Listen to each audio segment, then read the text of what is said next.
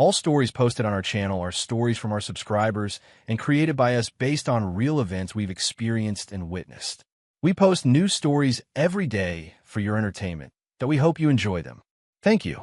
I've always believed that a marriage isn't ruined in one night. It's a slow process, a collection of little moments that chip away at the respect and connection you once had. In my case, it didn't start with my wife outright humiliating me in front of people. No, it began much smaller, with subtle digs that, at first, I brushed off because I told myself she was just joking, just being playful. I remember the first time I noticed it. We were at her sister's house for a Sunday barbecue. Everyone was sitting outside, kids running around, drinks on the table, music playing, and I was telling her brother-in-law about a project I've been working on at my job. Before I could finish, she cut in with a smirk and said, "Oh, don't get him started about his work. He'll talk for hours and somehow make you think he's building the next Google." People laughed, and I forced a chuckle too. It stung, but I told myself she was just teasing. But once you start noticing something, it's hard to unsee it. The little remarks became a pattern. We'd be out with friends, and if I made a mistake telling a story or misremembered a detail, she'd jump in to correct me. Not in a gentle way, but with that tone that says, "I'm smarter than you. Let me fix this for you." At family gatherings, she'd make jokes about me not knowing how to load the dishwasher properly, or how I once got lost driving to a place we'd been to before. And every time, there was that same chuckle in the room, hers the loudest.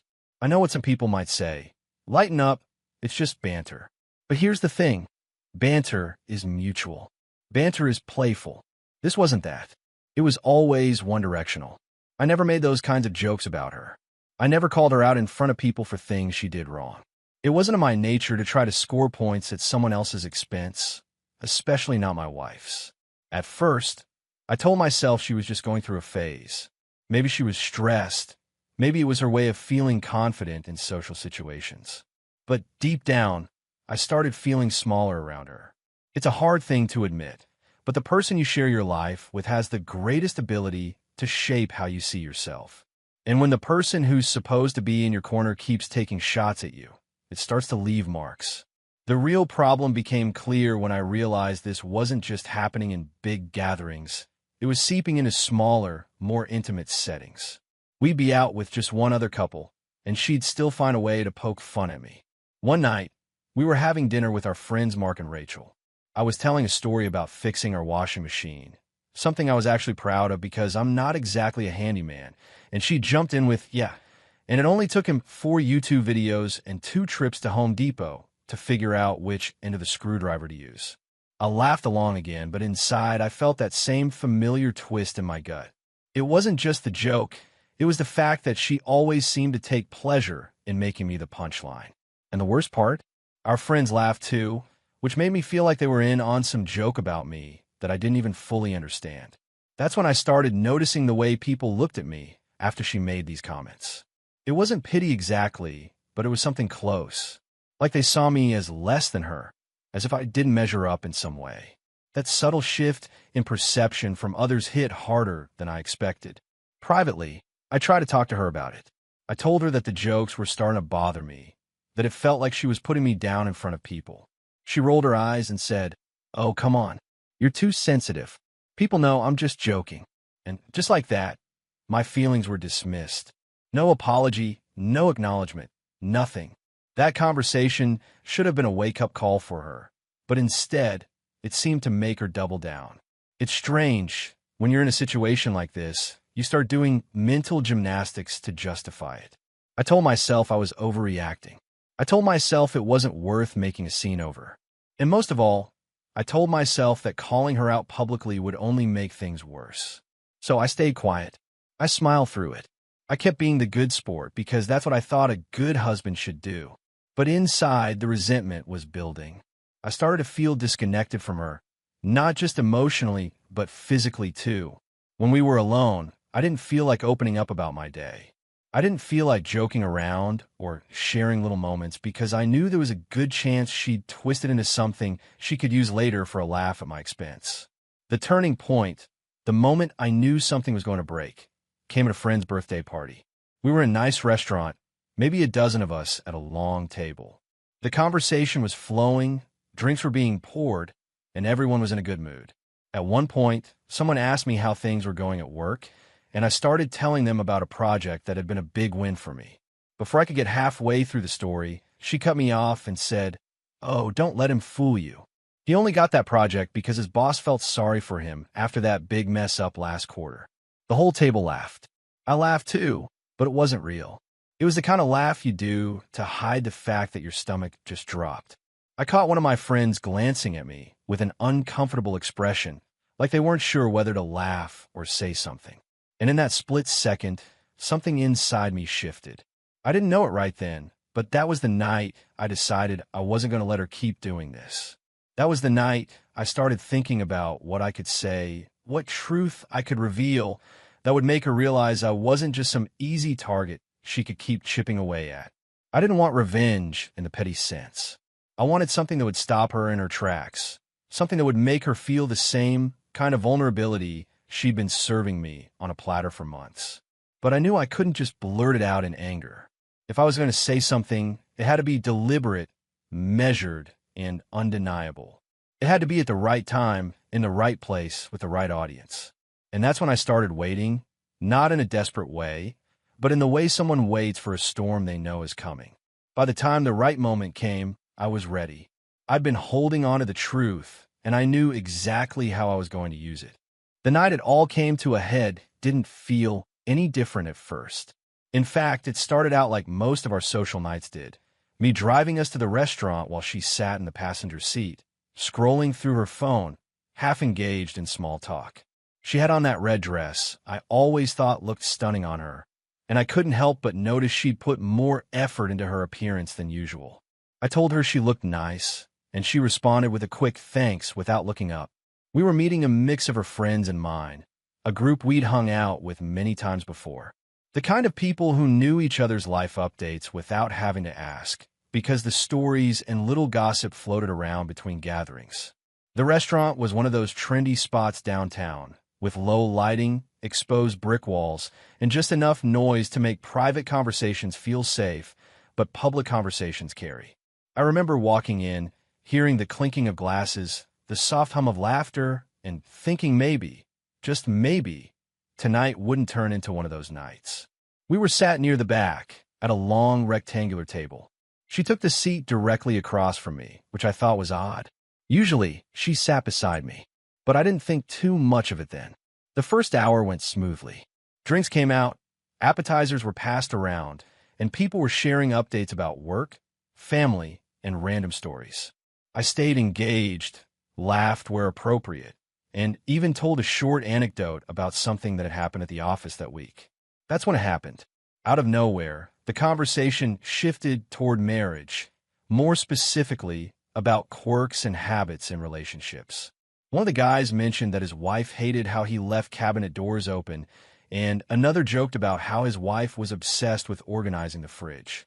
The mood was light, playful, and then someone, I can't even remember who, turned to her and said, "Come on, what's your husband's worst habit?" She didn't hesitate. She leaned back in her chair, looked around the table with this mock serious expression, and said, "Honestly, his biggest habit is thinking he's better than he actually is." It was like the words hit me in slow motion. The laughter around the table came instantly, sharp, loud, and completely unfiltered. People didn't just chuckle, they really laughed. Some slapped the table. One of her friends even leaned forward like they were ready for her to elaborate. And she did. She started listing examples, all exaggerated or twisted, about how I supposedly brag about small accomplishments, how I act like I know everything, and how I can't admit when I'm wrong. She was performing now, feeding off the attention. I sat there, my drink in hand, my face probably unreadable to anyone who didn't know me well. But inside, I could feel something shifting, not in a loud, angry way, but in a cold, absolute way. This wasn't teasing anymore. This was a full-on public character assassination, and she was enjoying it. What made it worse was that she was doing it in a way that made her look witty and self-assured, while I was positioned as the oblivious fool. I could see the effect it was having on the others. Even the people who liked me were laughing, not because they hated me, but because that's what happens in group dynamics. You laugh along to avoid being the odd one out. In moments like that, your mind moves fast. Part of me wanted to get up and leave right then. Another part of me wanted to clap back with something equally sharp. But I knew that anything I said in that moment, in that emotional state, would just make me look defensive or petty. So instead, I just sat back, sipped my drink, and let her keep going. Let her think she was in control. Because what she didn't know, what no one at that table knew, was that I'd been sitting on something for weeks. I had found out something about her recently. Something that explained a lot about the way she'd been acting, the coldness, the little jabs. And I hadn't said a word about it to anyone. Not her, not a friend, not even my brother. I'd been holding it close, waiting. And now, watching her hold court at this table, mocking me like it was her personal stand-up routine, I realized this was the moment I'd been waiting for. It's funny, when you know you have the upper hand, you don't need to rush. You don't need to raise your voice. You can just wait for the perfect opening. And that opening came when one of my friends, maybe trying to soften the blow, said, "Come on, man, you've got to have something on her too. What's your wife's worst habit?" There was this pause at the table, all eyes shifting to me. She smirked, confident I'd either say something tame or make myself look foolish. I took my time, setting my glass down slowly, and just looked at her for a moment. Not angry, not smiling, just looking. I said, I could answer that, but I think it's better if I show everyone, because sometimes the truth is more interesting than jokes." The table went quiet. She laughed awkwardly, trying to brush it off, but I didn't laugh back. I reached into my jacket pocket and pulled out my phone. I had the proof, texts, photos, and enough context to make it undeniable. But I didn't lay it all out right there. No, I simply mentioned a single detail that I knew would freeze her in place. I said, "Let's just say that while I've been working late and actually doing my job, someone's been spending a lot of evenings in places that aren't the gym like they claimed." Her face changed instantly. The smirk disappeared. She opened her mouth like she was going to speak, but nothing came out. A couple of people at the table glanced at her, confused, then back at me. The silence stretched, thick and heavy. That's when I knew I had control of the room. Not because I'd yelled, not because I'd match her insult for insult, but because I'd dropped just enough truth to shift the power dynamic completely. I didn't press further that night, not in front of everyone. I wanted the seed planted, the curiosity in their eyes, the doubt in hers. That was enough. She could sit with it. And as I sat back in my chair, sipping the last of my drink, I could feel the air had changed. The laughter was gone, replaced by that awkward tension that no amount of small talk can fix. The ride home that night was exactly what you'd imagine after something like that. Silent, but not peaceful. She didn't even look at me when we got into the car. Just stared out the passenger side window, arms crossed tight, her breathing shallow and quick. I didn't rush to fill the silence. In fact, I leaned into it. Sometimes silence says more than words ever could. Halfway home, she finally spoke. What the hell was that supposed to mean back there? Her voice was sharp, but underneath it I could hear something I hadn't heard from her in a long time. Uncertainty. I kept my eyes on the road. You know exactly what it meant. She turned toward me, her tone shifting into defensive mode. "You're twisting things. You're trying to make me look bad in front of everyone because you can't take a joke." That word, joke, hit me like a slap. I pulled the car over into a quiet side street, turned to face her, and said, "A joke is forgetting the punchline. A joke is tripping over your own shoelaces. What you've been doing to me for months isn't joking. It's cutting me down in front of the very people who are supposed to respect me. And you thought you'd get away with it because I'd never push back. But tonight I did." She tried to hold my gaze, but her eyes flickered, that quick, nervous darting that happens when someone knows the truth is on the table. When we got home, I didn't storm inside or slam doors. I went straight to my office, pulled my phone from my pocket, and opened the folder I'd been keeping. Screenshots, pictures, messages, all of it saved and dated. The thing is, when I first stumbled on her betrayal, I didn't believe it. I found a few late-night messages on her phone weeks earlier. Flirty, suggestive, definitely not friendship material. At first, I thought maybe it was some dumb online attention-seeking thing. But then I started paying attention. Her gym nights were lasting longer. She'd come home with her hair still damp, not from shower, but from sweat. And there were little changes. New lingerie she never wore around me. Inside jokes she wouldn't explain. Her phone suddenly locked with a password I didn't know. I could have confronted her then, but a confrontation in private would have ended like every other disagreement. Her flipping it back on me, claiming I was insecure or paranoid. So I stayed quiet. I gathered proof. I made sure that if I ever spoke, I wouldn't be brushed off. And that dinner, that was my breaking point. Not because of the words she said, but because she looked so comfortable doing it. Like she thought she was untouchable. The next morning, I made coffee like usual. I didn't bring up the night before. I didn't give her the satisfaction of knowing whether or not I was going to make a move. But around 10 a.m., I sent a single group text to her sister, her best friend, and two of the people from the dinner. It read, "Since we're all apparently comfortable discussing each other's private lives in public, I thought you should all see the full picture." Then I attached a series of screenshots. Nothing obscene, but enough to make the point. Her messages with him, the flirty nicknames, the late night, "When can I see you again?" and "I can't wait until your wife is asleep" texts. I didn't need to add commentary. The timestamps, the words, the emojis, they told the story without me having to. Within minutes, my phone was lighting up. Calls, messages, her best friend texting me. I had no idea. Her sister saying, "Oh my God, is this real?" And from her, a single, desperate, "Why would you do this?" Why? Because for months, she had been slowly tearing me down in front of the people we knew. Because she'd been gambling on the idea that I'd never stand up for myself. And because when she humiliated me in that restaurant, she gave me the perfect audience to make sure the truth hit hard. She came storming into my office, phone in hand, tears already running. "You've ruined my life," she screamed. I stayed seated, calm as ever. "No, I just stopped letting you ruin mine." She tried to bargain then, tried to explain how it wasn't serious, how she wasn't thinking straight. She threw every excuse at me. Loneliness, boredom, wanting attention. I let her talk, and when she was done, I told her it didn't matter whether she slept with him once, 10 times, or never at all. The intent was enough. The disrespect was enough. And that was it. I packed a bag that afternoon and left. Not to punish her, not to make her chase me, but because I was done living in a house where I was the punchline. The fallout was exactly what you'd expect. Some friends distanced themselves from her. Others stayed neutral, but definitely saw her differently.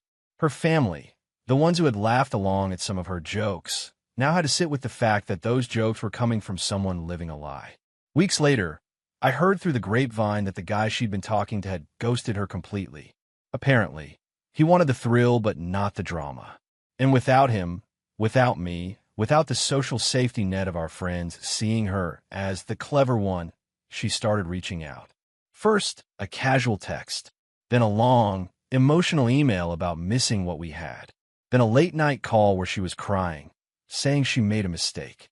I didn't respond to any of it, because by then, I'd realized something important. You don't win by making someone feel as bad as they made you feel. You win by walking away so completely that they can't touch you anymore. And the truth? I wasn't even angry anymore. I was free. Free from the constant undercurrent of disrespect. Free from walking into social situations wondering what jab she'd throw next.